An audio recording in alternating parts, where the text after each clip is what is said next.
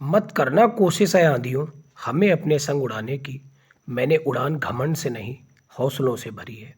नमस्कार दोस्तों, मैं आपका वैभव आपके अपने चैनल सक्सेस विद वीएससी में तहे दिल से स्वागत करता हूं। आज है 22 जनवरी 2023। तो आज की क्या है इंपॉर्टेंट करंट अफेयर, विस्तार से पढ़ेंगे। इससे पहले जुड़े हुए सभी लोगों से मेरी गुजारिश रहेगी, एक एक बार लाइक बटन पर प्रेस कर दें और दोस्तों के साथ इस वीडियो को शेयर कर दें। शुरू करेंगे आज की पहली इंपॉर्टेंट न्यूज़ के साथ। पहली इंपॉर्टेंट न्यूज़ आपकी स्क्रीन पर आ चुकी है। न्यूज़ है न्यूजीलैंड देश से। आपको याद होगा, अभी एक दो दिन पहले ही मैंने आपको बताया था कि न्यूजीलैंड की जो प्रधानमंत्री थी जेसिंडा आर्डन, इन्होंने अपने पद से इस्तीफा दे दिया था। तो जेसिंडा आर्डन की जगह पर क्रिस हॉपकिंस को बनाया गया है न्यूजीलैंड का अगला प्रधानमंत्री। तो न्यूजीलैंड के पूर्व कोविड-19 प्रतिक्रिया मंत्री क्रिस हिपकिंस प्रधानमंत्री के रूप में जेसिंडा आर्डन की जगह लेंगे। आर्डन ने अपने दूसरे कार्यकाल में 3 साल पूरे करने के बाद पीएम पद से इस्तीफे देने की घोषणा करी थी।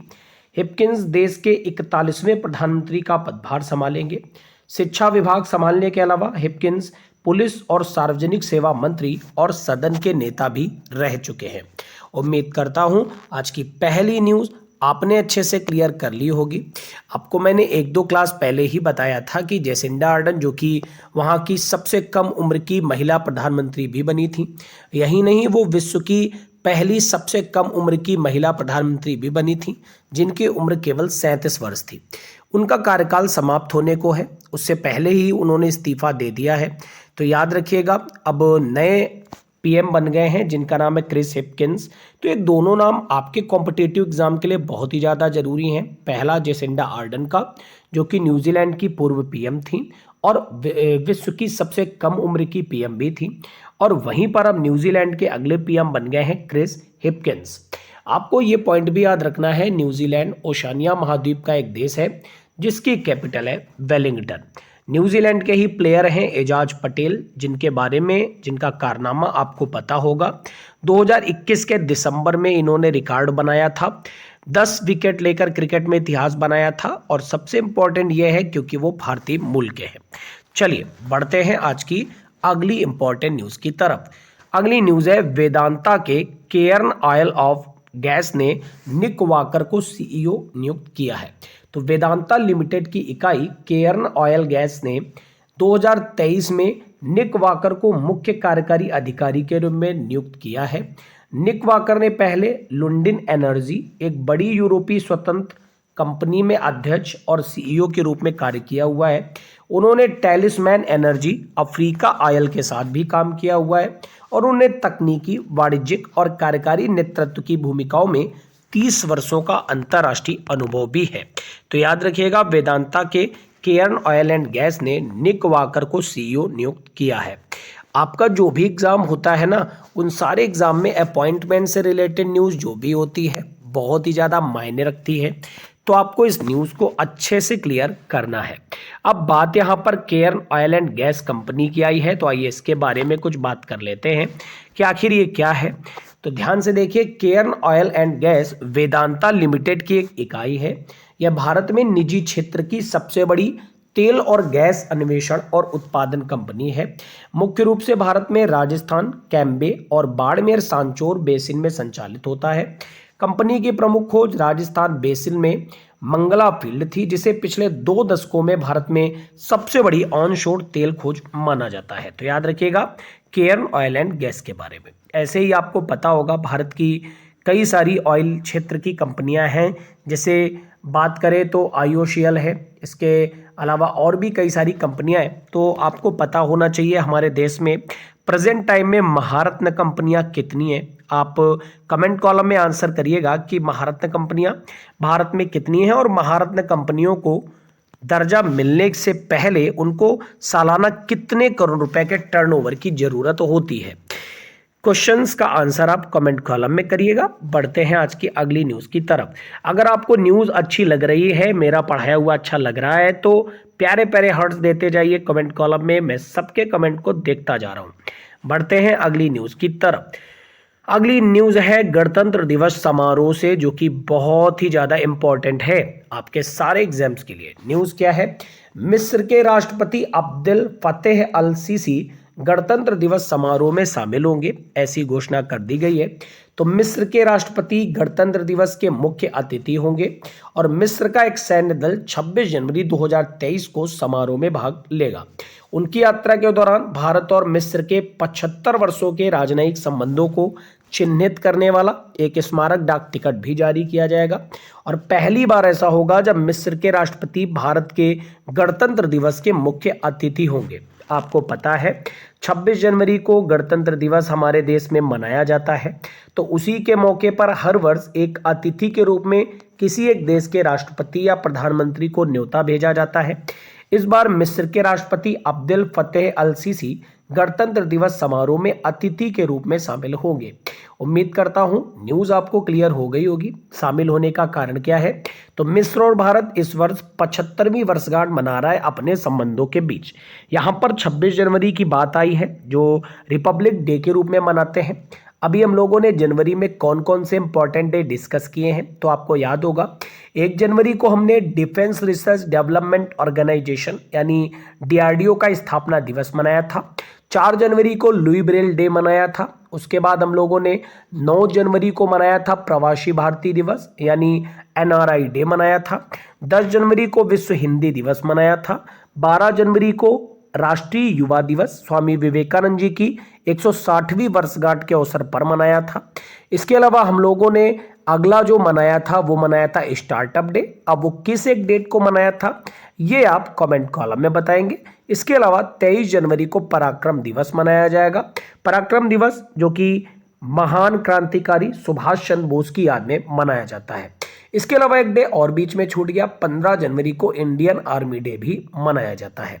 तो ये सारे पॉइंट मैंने आपके भी डिस्कस किए। उम्मीद करता हूं आपको मेरे द्वारा बताए हुए सारे पॉइंट बहुत ही अच्छे लग रहे होंगे।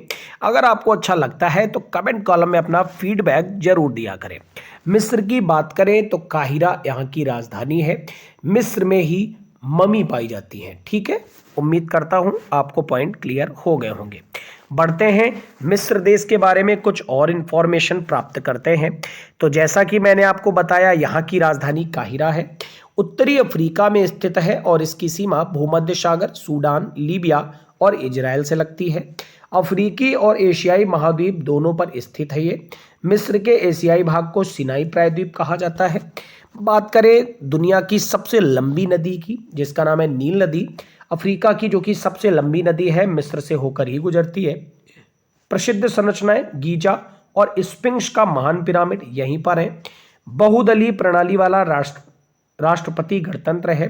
राजधानी है काहिरा। उम्मीद करता हूं सारी न्यूज आपको क्लियर हो रही होगी अच्छे से और मिस्र देश के बारे में आपको एक एक पॉइंट क्लियर हो गया होगा।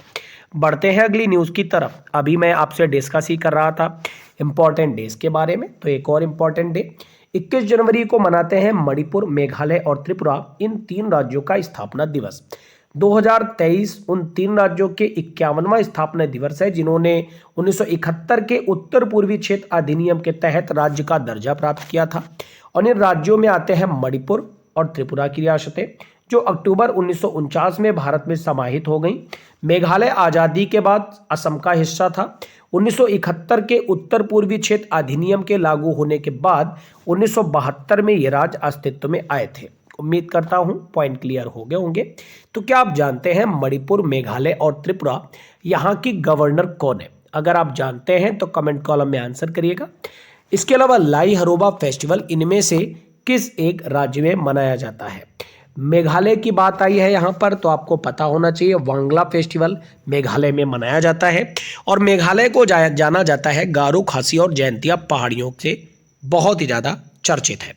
त्रिपुरा राज्य की बात करें तो त्रिपुरा बांग्लादेश के नीचे बसा हुआ है। ठीक है, न्यूज़ क्लियर हो गई होगी। बढ़ते हैं अगली इंपॉर्टेंट न्यूज़ की तरफ। अगली न्यूज़ है यूनेस्को से। यूनेस्को क्या है?